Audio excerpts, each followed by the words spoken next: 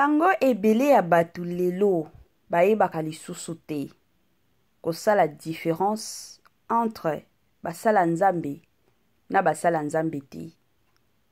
C'est comme si na monde lelo batu nyonso na ba situation moko boye mosusu bako agir neti ba chrétien, ba situation mosusu bazo agir neti oyo tobengaka ba pagano. Yango ekomi kotia mbutu na mitu ya batu ebele. Batu ebele bazo yeba lisusu te. Nani ba osale la confiance, nani ba rolanda neti exemple ebele ya batu ba oyeba te. Parce que monde lelo est comme monde moko mutu na mutu. Azotala bien na ye moko. Akomi kotala bien ya baninga lisusu te bandeko na ngai. Ezo sala pasi pe mawa komona makambo ya bongo bandeko na nga. Kana lobaka toujours eza na ba situation mosusu. Mosusu okoki koya olobi ke non, c'est ça la vie a été toujours comme ça, batati balala bandeko na nga. Peut-être soki nanu oleka na situation wana te to soki nanu na famille na bino boleka na situation wana te.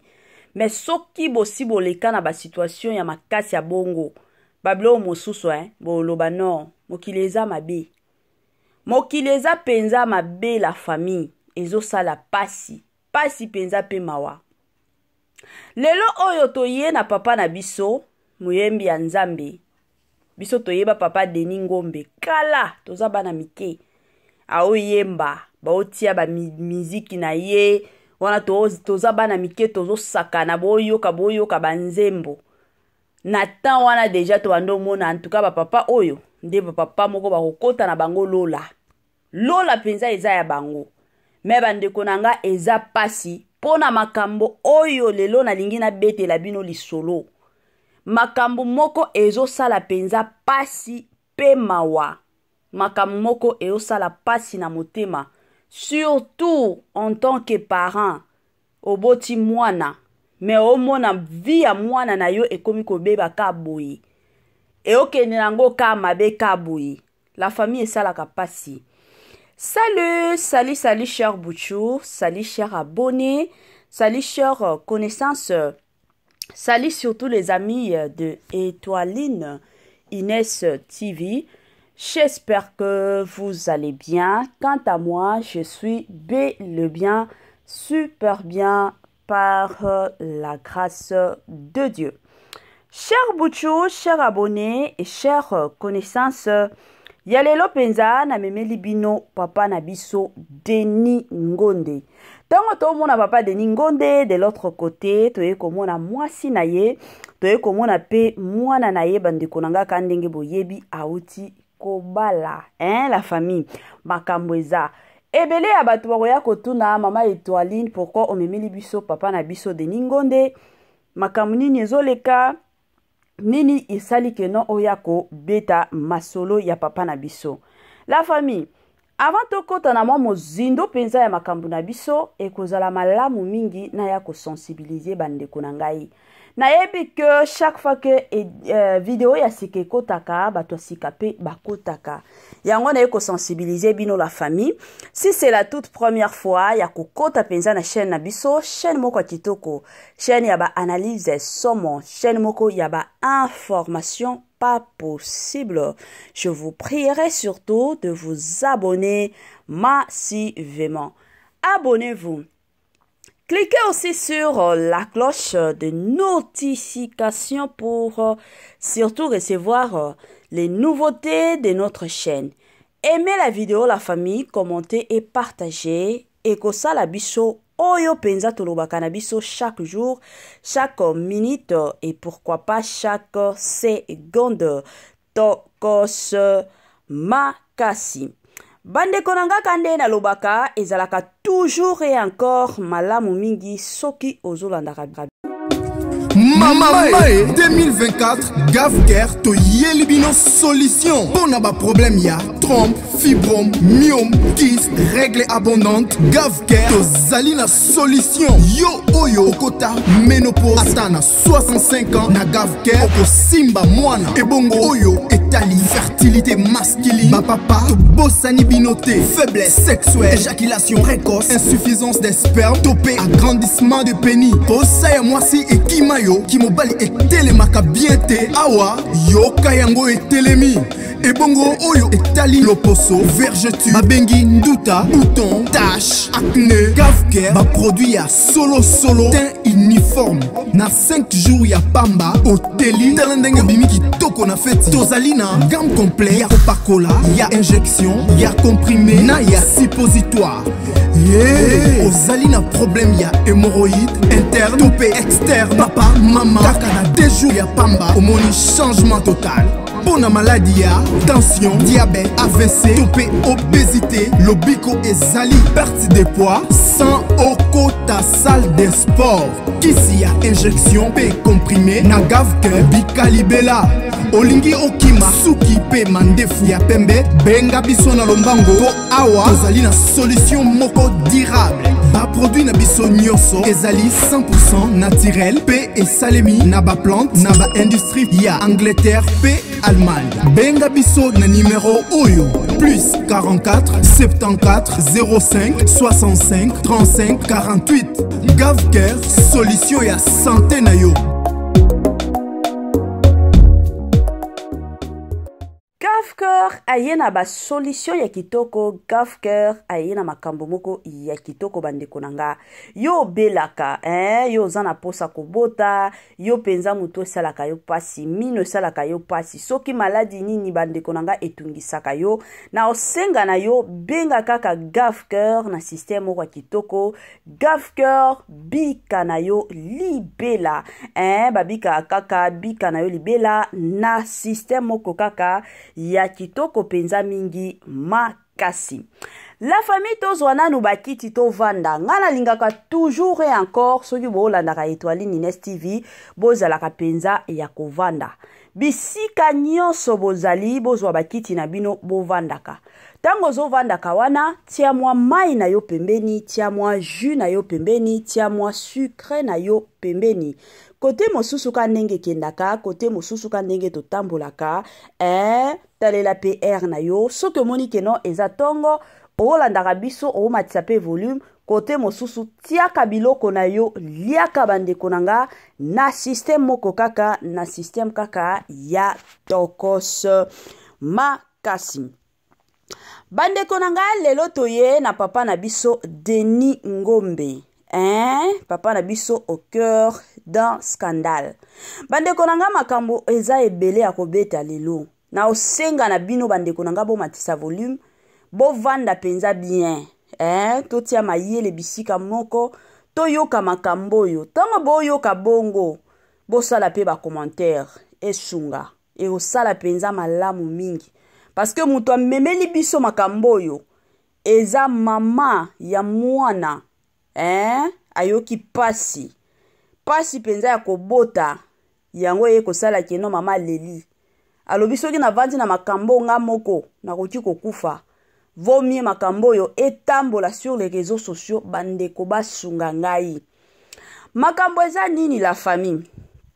Ebele ya bato bayebi ke avant papa na biso Denis Ngombe abalana na mwasi na ye o baza na ye sikoyo. Azalaki na bana na ye mibale oya bota. Mwana liboso ezalaki Aaron Ngombe, mwana mibale Judith Ngombe. Epi eye kosala keno ayeki kokutana na mwasi na ye nde babalanaki bakomaki pe na bango kobota. Siko makambo to obeta la lisolo la bala famille makambo oyo penza na memeli bino lelo ezaka makambo ya Aaron Ngombe. La famille. Kanenge ezalaka papa nyonso azalaka toujours na posa. Bana na ye bakende na mboka mususu.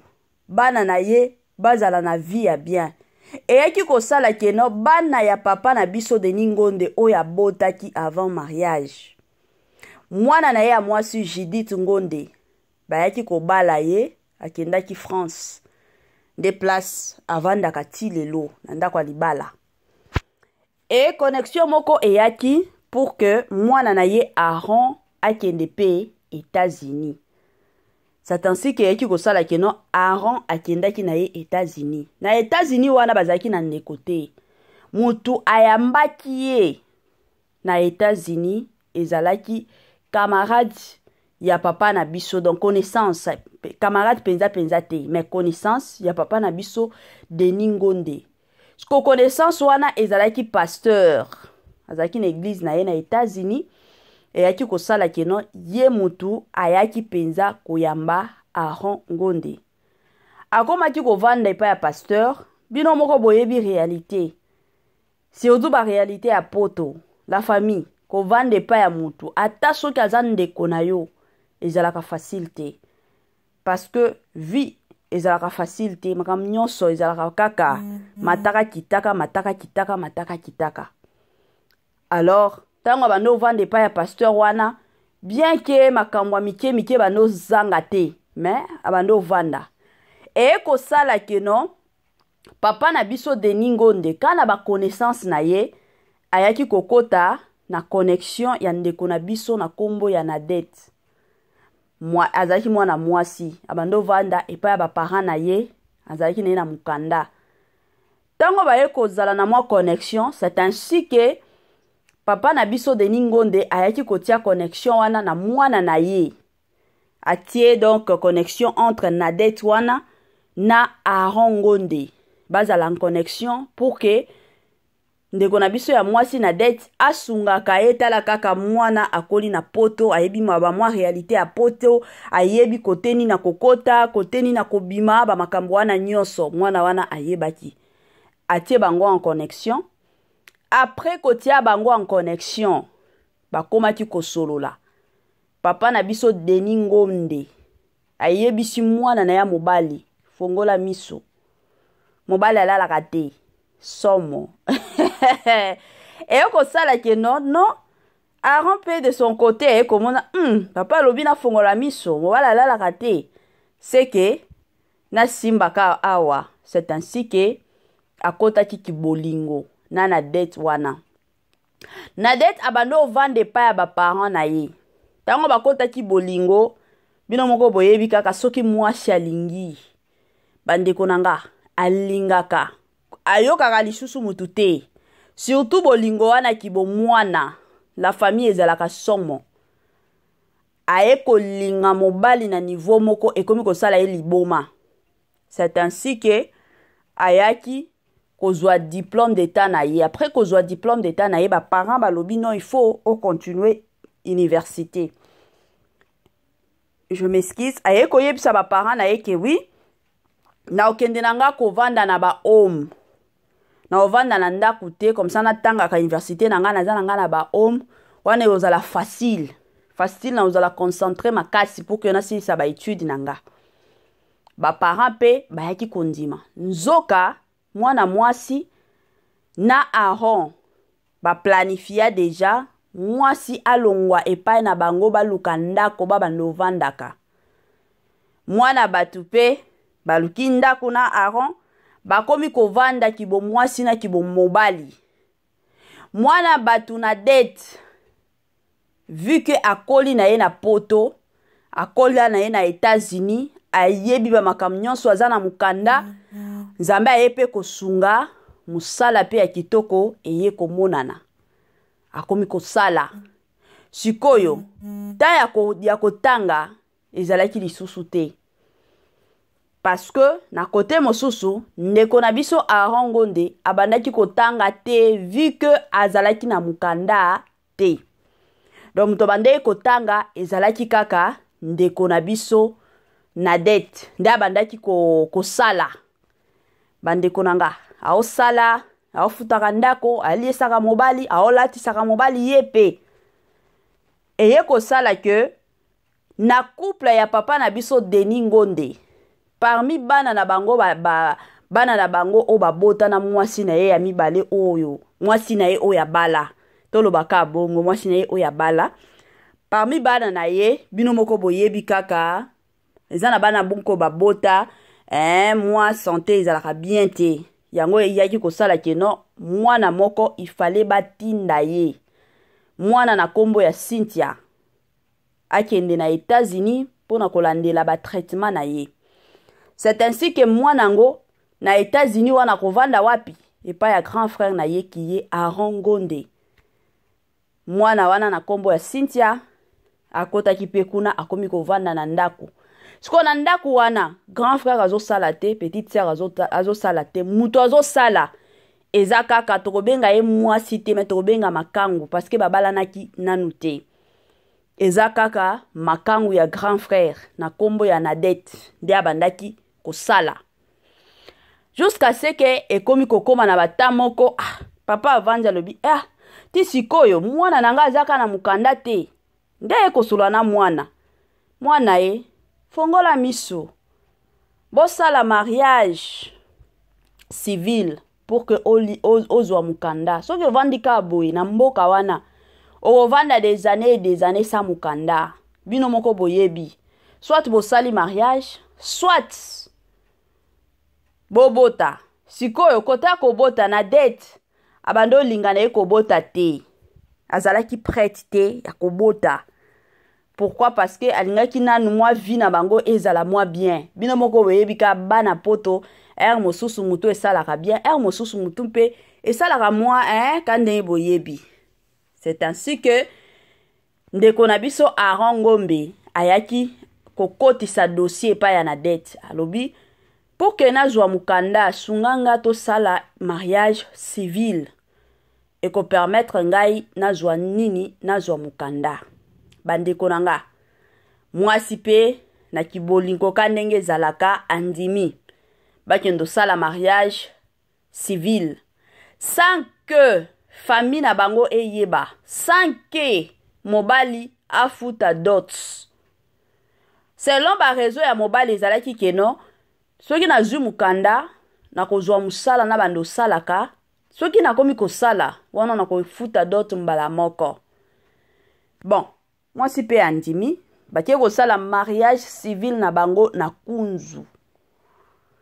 Na mariage na bango wana ezalaki kaka ba camarades ya mwasi na ba camarades ya mobali nde bazalaki. Famille ya basi ya mwasi ata mutu moko tata otolobaka cousine azalaki te. Tango baye kosala mariage na bango civil wana Nzambe aye kosunga pe baye kopesa mobali mukanda. Tango bapesi mobali mukanda, mobali akomi kozwa mwa misala. Mobali azwi musala, Nzambe asungi ye mwa bambongo ekomi kokota kandenge boyebi mutu nyonso soki ozwi musala mwa fin du mois yebi keno na fin du mois o bakofutanga na fin du mois oyo komata ekokita ekomaki bongo. La famille kozwa kaka musala oyo azwaki de l'autre côté ayebi keno aza na mukanda ekomaki kosala somo. Libala wana ekokontinue lisusu te. Valeur a mwasi akomona ngo lisusu te. Kozwa musala, kozwa mukanda po na ye, il faut sikoyo aluka mwasi ya niveau na ye. C'est ainsi que ndeko na biso Aaron ayaki kosondola na dette. Tango aye kosondola ya kotika ya lingi lisusu yete et du coup to ya kovanda ka boye to ya komona ba photo ya mariage civil, ba photo ya mariage religieux, ba video ya soirée na bango ya ndeko na biso Aaron ake kobala mwasi mosusu na kombo ya Marthe. Après kobala ndenge toza boye Marthe oyo lelo oyo aye kozwa kombo ya Marthe Ngonde. Donc ndenge aza boye mwasi mosusu abali apesi ye Marthe Ngonde. La famille. De l'autre côté, mama ya ndeko na biso na dette aolela alobi mwana na ngai fallait atanga université. mwana nanga na kilelo oyo alingaki azala na vie moko ya malamu. Mwana nanga a souffrir pendant 9 ans. Ao sala pona mobali oyo. Ao liesaka bango pendant 9 ans mobali asalaka te. Ao liesaka bango. Ao latisaka bango. Ao futelaka bango ndaku.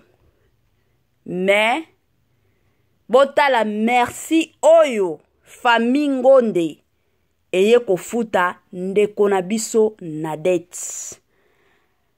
Bandeko nanga makambo ezaka somo kane na lobaka. Somo penza ya makasi. Bandeko nanga tambola mokili oyo mona makambo. Makambo oyo esala kinga nzoto malili. Nzoto penza malili. Batu o babeteli biso lisolo ya makambo nyonso eza famille ya ndeko na biso na dette. Nde babetela biso masolo. Yango pe biso pe na kibomuntu na biso pe na musala na biso la famille toye to partager yango na bino. To meka un peu ko solo la en tant que famille. To meka un peu ko sala ba analyse. To meka un peu ko zongisa makambo nyonso na nzela. Ezo sala pasi pe mawa. Grand merci na balandi nyonso ya Etoile Nines TV. Grand merci na ba o nyonso bazwaka penza ta na bango pona kolandaka biso. Grand merci na ba o nyonso ba benga kabiso, ba o nyonso batindelaka biso ba message, ba o nyonso basalaka partage ya ba video na biso. Toye koyebisa bino ba merci mingi makasi. Grand merci na ye moko sponsor na biso officiel, sponsor na biso oyo atikaka biso te, sponsor na biso oyo azalaka toujours et encore elongo na Etoile Nines TV. Na tangwa pasi na tangwa mawa, ye azalaka toujours na biso. Toye koloba ba merci mingi makasi na ye moko Jésus-Christ de Nazareth.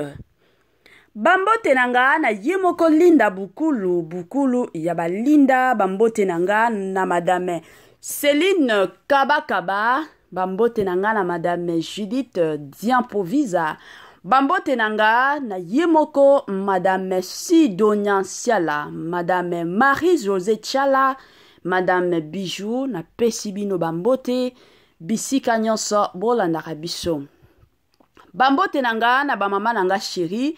Wana namoni mama Titi, namoni mama Tina Sambia, namoni mama Eugénie Zemanga, namoni penza mama na biso, mama Annie depuis États-Unis, namoni mama Germaine depuis États-Unis. Bisika nyonso bozali bino nyonso napesi bambote na balandi nyonso ya Etoile Nines TV.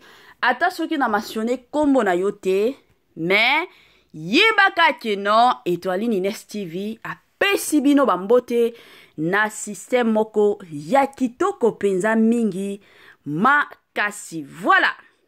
Kandenge to beta masolo la famille.